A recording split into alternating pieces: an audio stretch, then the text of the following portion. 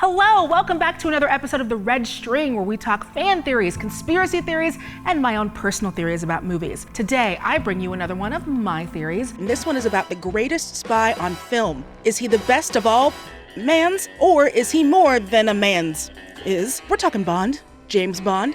Are his over-the-top adventures set in the real world, or is he a Time Lord? Now again, remember, this is just a theory, and as we say on the internet, we're just having fun. We're not trying to hurt nobody, except for that one guy who insists on sitting next to the only woman on an otherwise empty train car. He deserves pain. I'm Danielle Radford, and let's get weird.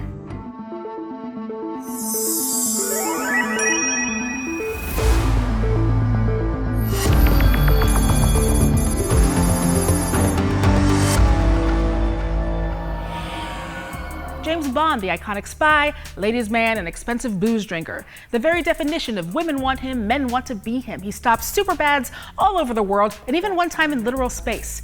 He's the spy even other spies want to be. But what if instead of a Bond, James Bond, there's a Lord, Time Lord, who'd always wanted to get away from the stiff-ass Time Lord life and live the life they want? We love James Bond, sexy, plays by his own rules. Well, those are the same reasons we love the Doctor. Aside from both having very specific quirks, they have more similarities than differences, and I can prove it. When I say prove, that's definitely in quotation marks. Wink. Oh, and if you want to follow along, there are more Bond titles streaming now with Amazon Prime membership that I could reasonably say out loud. Your favorite Bond actor's gotta be in there somewhere. Also, so many Doctor Who seasons. We got you, bae. We're gonna start with the obvious.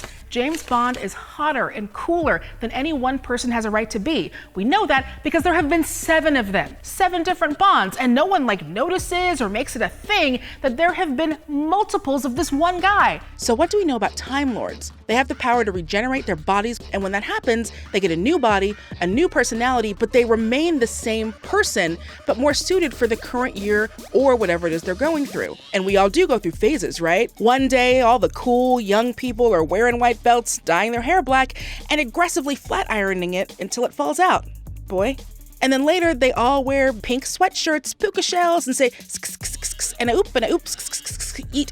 It's not unreasonable to think that sometimes you want to be Connery smooth and sometimes charmingly sleazy like Daniel Craig. And a Time Lord can keep the essence of who they are whilst still being a super spy. This Time Lord could still get his martinis shaken but not stirred and have a new white dude face every 5 or 6 years, which is the dream for some people. And then there's the women. Obviously, Bond can have any woman he wants, because why would you do anything less? And we also know all the ladies, they love them a Time Lord. But also, if you have access to a TARDIS, why not have a little fun by courting women and giving them ridiculous nicknames, especially if you have a thing for a bad pun? What's your name? Ryder. Ryder what? Honey Ryder. What's so funny about it? Nothing.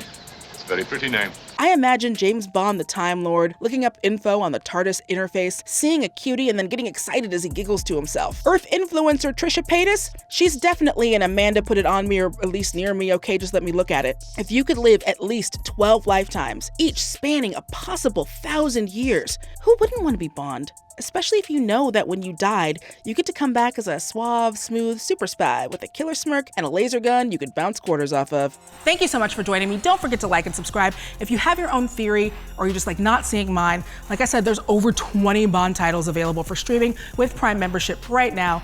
Go check them out and let us know what you think. Bye.